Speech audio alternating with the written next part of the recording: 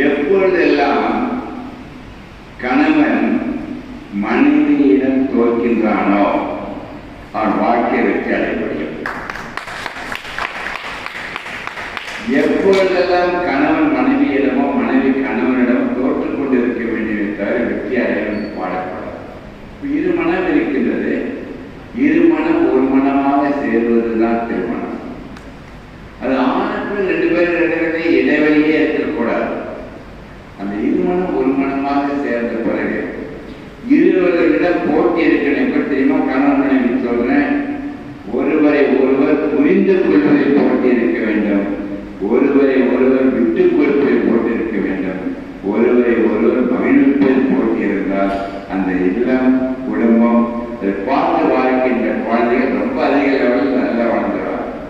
என்னை பொறுத்தவரை ஜெனரேஷன் கிடையாது, கேப் என்பது கிடையாது. நீங்கள் ஒன்றும் பண்ணாமல் இருக்க சொல்லி இந்த வாழ்க்கைகளை நாம் அனைவரும் பாடம் வாய்க்க வேண்டும். எப்படி பயன்படுத்தணும்னு சொன்னதற்கு உங்கள் இருவருக்கும் மகிழ்ச்சி. இன்னும் ரெண்டு பேரும் கவனிச்சிக்கலாம். சகோதரன் சகோதரன் மனைவி எப்பயாவது கணவன் மனைவி மேட்சை அவங்க உலகத்தை பார்த்துருக்கீங்களா? கவனிச்சுக்கிட்டு மாற்றிருக்கேன். அப்படி அமைஞ்சிருக்குது. அதுக்கு நன்றி கூறி விடைபெறுகிறேன். நன்றி. ரொம்ப ஹாப்பி. நீங்க உங்கள் உரையில் மாற்றி இதுக்கு ஒரு நன்றி சொன்ன மாதிரி அற்புதமான உரை கொடுத்துருக்கீங்க. நீங்க ரெண்டு பேரும் பேசுறதை பார்த்தா நீங்க மெடிடேஷன் மாதிரி போய் தூக்கத்துல நான் கேட்டுக்கிட்டே இருந்தாங்க பேச முடியாது.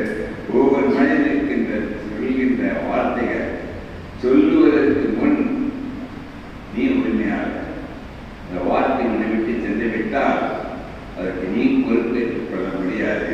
அந்த விளைவுகள் எதுவுமானாலும் வர வேண்டும். உன்னை விட்டு வெளிவருகின்ற வார்த்தைகள் மற்றவர்களை மகிழ வைக்க வேண்டுமே தவிர மகிழ வைக்கின்ற சக்தி இழந்த வார்த்தைகள் உங்களிடம் இருந்து வெளிவராமல் பார்த்துக் கொள்ள வேண்டும். நன்றி. வாழ்த்து.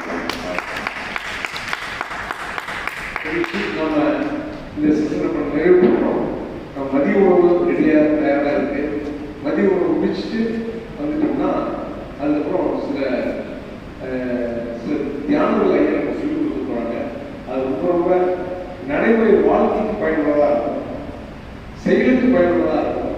அவர் ஒரு 2-3 தியானம் மட்டும் கற்றுக்கிட்டு கன்ஃபர்மேஷன் பற்றி ஐயா பேசுவாங்க.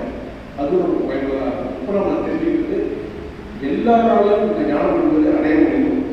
என்ன கேட்டீங்கன்னா நிறைய பேருக்கு இந்த ஊசி கம்மி இருக்கிறவங்கலாம் நிறைய